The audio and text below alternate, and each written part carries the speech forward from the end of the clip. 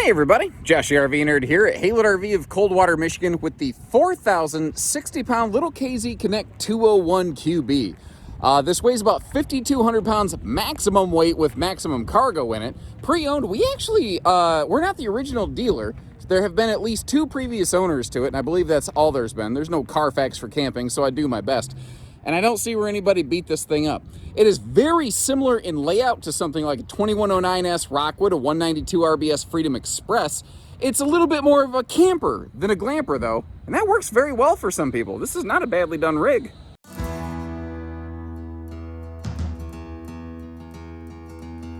And at that weight of, say 4,060 pounds empty up to 5,200 pounds with maximum cargo, this fits very nicely into the larger class of SUV towing, like excursion stuff, or I don't even know if you need to necessarily get quite that big, but like mid-size pickups, Tacomas, Rangers, those sorts of things, Colorados, Canyons, they would handle this thing very readily. You can see, again, the previous owners didn't beat up on it. That is a Camp Queen up front, and this is an open concept design to help, make the whole RV look and feel bigger. But going along with that, you've got that skylight up top here, just letting a flood of light in. And then over here, like Rockwood and Freedom Express, they both put a cabinet overhead in that slide. What KZ did here is they just went with a maximized window, which seems to be the industry term for that. We've maximized the windows, blah, blah, blah. Well, I don't dislike it. That's one of the tricks. That's why there's less storage in a lot of RVs now than there used to be. Because windows, they make the RV look and feel good. That sofa can fold down into a sleeper. We're carpetless. We're ventless flooring. At worst, the RV needs a quick dusting. The folks just decided it was time to update and upgrade into a fifth wheel. Oh, hold on. Ha! Look at that. Little handles on both sides of the bed now that I'm looking here. Help you get yourself out of there. I wonder if that was factory or if they added that. Sometimes it doesn't have to be fancy. It just has to work. And I missed a light. It actually does light up pretty nice in here.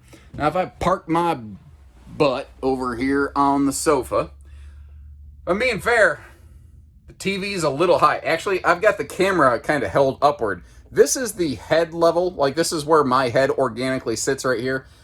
You're definitely looking up there. Now the TV can pivot around. I think that TV was probably added after the fact too. I don't think that was factory standard. So the TV is more of a secondary concern here. I think the idea, again, this one's a little more of a camper than a glamper, but I do like the storage. This layout in general, I don't care who builds it. This layout allows for just huge storage capacity in a small space, which I've always been the proponent. I've always said I don't believe there's really ever such thing as too much, storage capacity on something. Now, you saw the oven look just fine. I think that stovetop was used, but wow, not a whole lot. That is a big farm... Nope. I'm sorry. Not a farm sink. Pardon me. I forgot to peel that off earlier. There you go. A double sink, but with that flush-mounted sink cover. So if you need maximum prep space, you have that there. Stainless back there in the corner is the 8 cubic foot gas and electric fridge freezer. Something I noticed is probably more a cost savings item when this RV was produced brand new. It does have the skylight. It doesn't have a shade, but there's all sorts of little aftermarket, now these are technical terms, but doohickeys and thingamabobs that you can put over the top of that if need be. Now that sofa can fold down into a little sleeper, and give me just a minute here. I'll go ahead and close the slide and show you how she operates in road mode. But real quick, let's take a peek back here through the bathroom space. The bathroom is, oh, hello, Mr. Mirror. That's aftermarket item. I can see the command strips on there. I like that they use plenty of them. Now, there's 6 of those heavy-duty command strips on there. By the way, if you didn't know it, command strips are not one size fits all. There are weight ratings and stuff on those. Read the packaging. I've seen a lot of unnecessary, easily avoidable little damage and glitches in RVs from folks maybe not realizing that. I tell you, the shower's bossy in this room. That's a big radius shower, and the camper is 6.5 foot tall. So if you're like 6'2", 6'3" like me, or bigger, your head's gonna be in that skylight. There's not a ton of room around the toilet there. I think there's enough, at least, Couple little towel rings up there. A towel bar wouldn't offend me, but hey, a couple rings are better than nothing.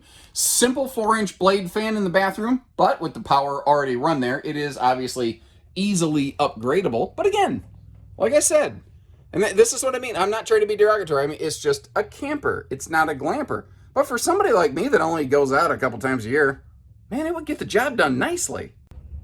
Real quick here, just a look at the sofa folded down into sleeper mode in case you have a guest. And even with the slide closed and the sofa in the down position, you see that you can still easily walk through here. I don't know that this floor plan even needs the sofa. Pardon me, I threw the little bolsters, the armrest over there on the sofa, or on the bed, obviously not where they go. But I've actually wondered, in the new RV market, is there a place for a floor plan like this that just is the exact same thing but with no slide? It would save weight, it'd save cost, it'd be less upkeep points and seal points. Is that something you'd be interested in seeing in the new RV market? Let me know. And for a smaller camper, they did a decent job giving us some patio awning space under that power awning there. Something else I noticed, a couple little details here. This has an EqualFlex suspension.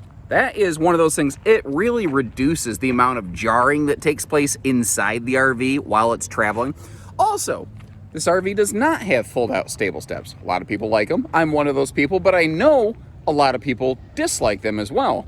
They can flip a little dirt into the RV. Stable steps can also, be a little difficult to deploy on certain campsites or in storage situations and storage yards.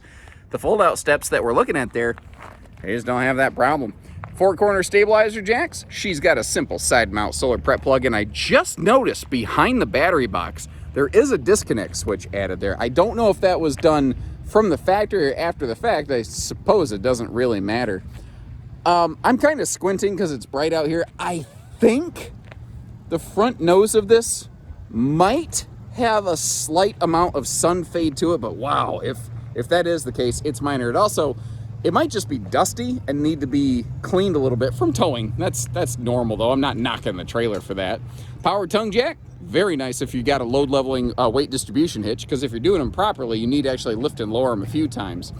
So you've got the magnet holdbacks, and I like these sealed kind of protected baggage door hinges, especially here in the Midwest, because there's several times a year where in one day we'll have the weather fluctuate between freezing, thawing, and if water sits on those piano hinges, on those baggage doors, and freezes and thaws a bunch, it'll screw the hinges up. It'll spring them pretty bad. I don't know, you just don't got to worry about it. And it's simple stuff. Like behind the tires there by the sewer station, all the hookups are located back in this corner.